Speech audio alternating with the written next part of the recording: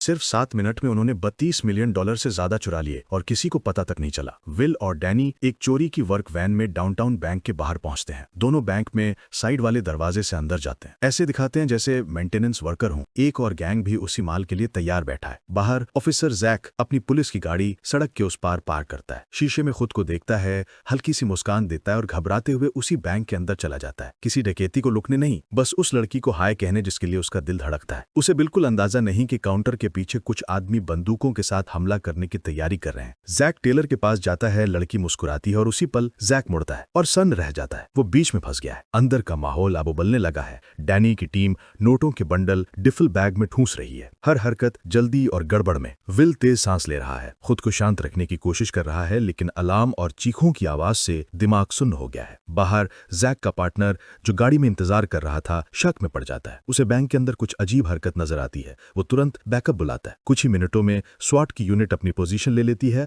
और काले वैन चुपचाप पूरी बिल्डिंग को घेर लेते हैं। जो लोग बाहर खड़े हैं वो चोर नहीं, पुलिस वाले हैं। पहले से एक पूरा ऑपरेशन सेट था जो सब कुछ देख रहा था। इससे पहले कि कोई कुछ समझे, डैनी की टीम का एक बंदा घबरा जाता है। वो गलत दरवाजे से भागने की कोशिश करता है। सोचा शायद पैसे लेकर निकल जाएगा, लेकिन जैसे ही बाहर कदम रखता है गोलियों की बौछार में वहीं ढेर हो जाता है। डैनी के बाकी लोग जवाबी फायर करते हैं, लेकिन एक एक करके सब खत्म हो जाते हैं। खुद के ही प्लान में फंस जाते हैं। इसी अफरा तफरी में जैक डैनी की बंदूक उठाने की कोशिश करता है। हर तरफ हलचल, सब कुछ बहुत तेजी से हो रहा है। विल घबराकर गोली चला देता है। गोली जैक को लगती है। एक पल के लिए सब रुक जाता है। सन्नाटा छा जाता है। डैनी तक हैरान रह जाता है। विल पर अपराध बोध का सैलाब टूट पड़ता है। वो तो बस अपनी बीवी को बचाना चाहता था। डैनी उसे खींचकर टूटे फर्नीचर के पीछे ले जाता है। दोनों हाफते हुए छिपे रहते हैं। जैक का पार्टनर अंदर झांकता है। जैक को जमीन पर खून से लथपथ पड़ा देखता है और एम्बुलेंस बुला लेता है। कुछ देर बाद एम्बुलेंस चीखती हुई बैंक के बाहर पहुंचती है। पैरामेडिक्स अंदर दौड़ते हैं। उनमें एक शांत और समर्पित नर्स है, कैम। वो जैक के पास घुटनों के बल बैठ जाती है, उसके जख्म पर हाथ रखती है, पूरा ध्यान उसे जिंदा रखने पर। डैनी और विल एम्बुलेंस की लाल चमकती लाइट्स देखते हैं और समझ जाते हैं कि यही उनका बच निकलने का मौका है। जैसे ही कैम और उसका साथी जैक को स्ट्रेचर पर लाते हैं, डैनी और विल झटके से पीछे की तरफ बढ़ते हैं, बंदूकें ताने हुए। कैम सन्न रह जाती है, कुछ समझ नहीं पाती। कैम को कुछ समझ नहीं आता जब तक डैनी चिल्लाकर नहीं कहता, ड्राइव करो। एम्बुलेंस जोर की आवाज के साथ क्राइम सीन से निकलती है। तभी एम्बुलेंस मेन गेट के पास पहुंचती है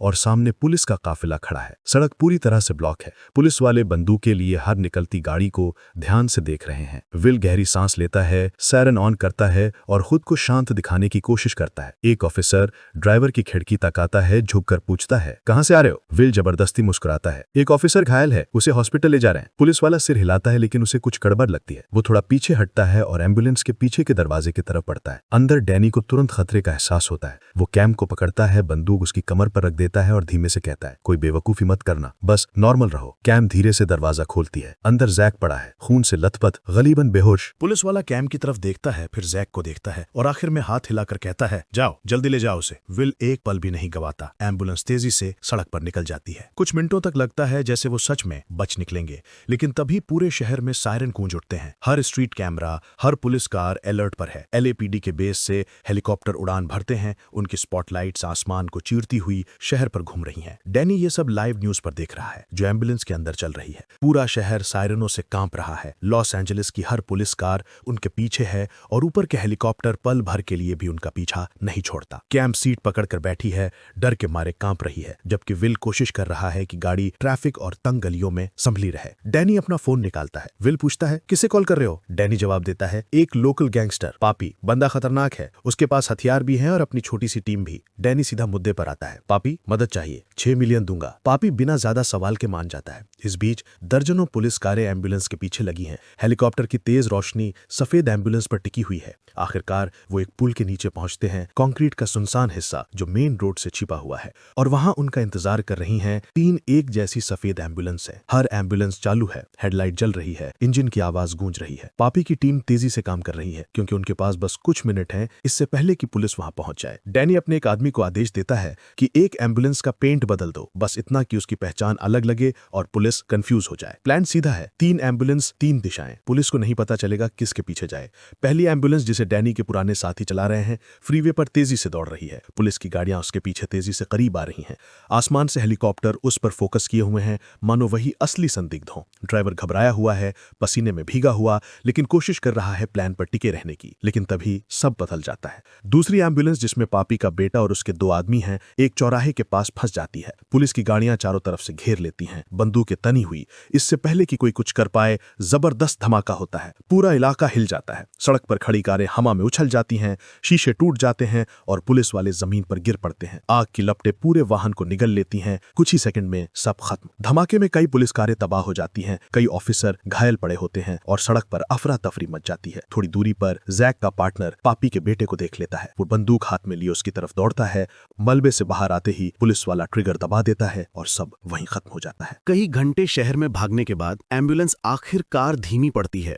वे एक बड़े गराज में रुकते हैं जो हथियारबंद लोगों से घिरा हुआ है। डैनी शांत बने रहने की कोशिश करता है। वो पैसों का एक बैग खोलता है और उसे पापी की तरफ धकेलता है। आधा, वो कहता है, ठीक वैसे ही जैसे हमने तय किया था। लेकिन पापी नकदी की तरफ तक नहीं देखता। उसकी नजर अभी भी उस धमाके पर है, अपने बेटे के बारे में सोचते हुए। उसके आदमी उसके पीछे खड़े हैं, हथियार तैयार। माहौल भारी हो जाता है। डैनी बात करता रहता है, नॉर्मल बनने का नाटक करता है, जैसे कुछ हुआ ही ना हो, मगर सबको महसूस हो रहा है कि कुछ गड़बड़ है। तभी पापी के एक आदमी को एम्बुलेंस के अंदर कुछ हलचल दिखती है। वो खिड़की से झांकता है और जैक को देखता है, घायल पुलिस वाला।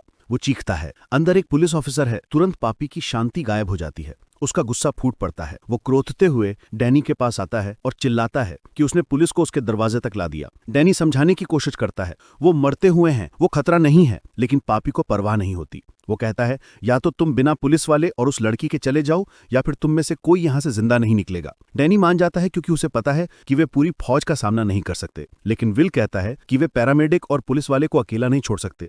इससे दोनों भाइयों के बीच बहस शुरू हो जाती है। डैनी स्थिति को संभालने की कोशिश करता है, लेकिन विल पीछे नहीं हटता।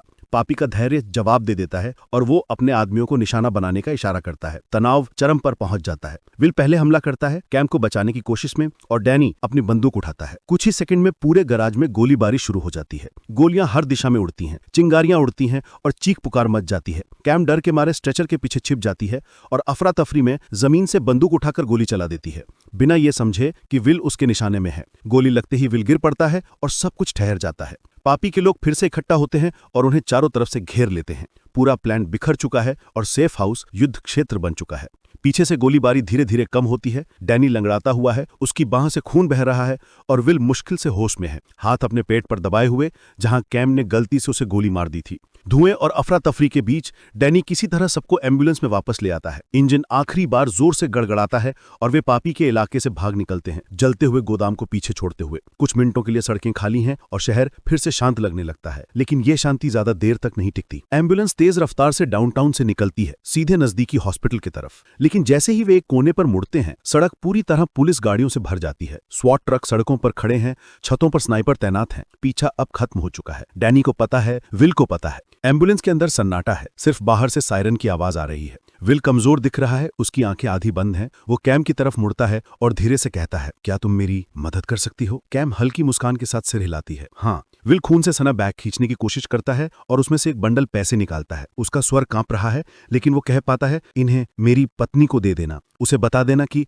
मैंने सब कुछ उसके लिए किया था। कैम उसके हाथ को कसकर पकड़ लेती है, उसकी आंखों में आंसू हैं। बाहर पुलिस एम्बुलेंस को चारों तरफ से घेर चुकी है। मेगाफोन पर एक अफसर उन्हें सरेंडर करने का आदेश देता है। डैनी अपने भाई की तरफ आखिरी बार देखता है। वही लड़का जिससे उसने बचपन बिताया, वही आदमी जिसे वो इस झंझट में खींच लाया। उसे पता है कि अब क्या होने वाला है। एक गोली की आवाज फूटती है। स्नाइपर की गोली डैनी के सीने में लगती है। वो गिर पड़ता है, दरवाजे से टकराता हुआ, आंखें चौड़ी लेकिन खाली। कैम चीखती है। विल हिलने की कोशिश करता है लेकिन कर नहीं पाता। कुछ ही क्षणों बाद स्वॉट उन्हें बाहर निकालता है। पहले कैम, फिर विल, जो अभी भी खून से लथपथ है लेकिन जिंदा है। पुलिस विल को हिरासत में लेती है, लेकिन सख्ती से नहीं। खुद उन्हें भी समझ में आ रहा है कि ये आदमी कोई राक्षस नहीं था। बाद में हॉस्पिटल में कैम एक खांत गलियारे से गुजरती है, हाथ में वही पैसे का बंडल। वह विल की पत्नी को पाती है, थकी हुई, उलझन में, और उनके बच्चे को पकड़े हुए। कैम चुपचाप पैसे उसे देती है। कोई शब्द नहीं, सिर्फ एक छोटा सा सिर हिलाना। एक वादा पूरा हुआ। जैसे ही वो दूर जाती है, हॉस्पिटल की खिड़की से बाहर पुलिस सायरन की आवाज धीरे धीरे खत्म होती है। जिंदगी जैसा डर अब खत्म हो गया है, लेकिन हर किसी के अंदर की चोटें हमेशा के लिए रह गई हैं। ज्यादा सिनेमैटिक और गहराई से फिल्मों की व्याख्या के लिए मूवियाका को सब्सक्राइब करें।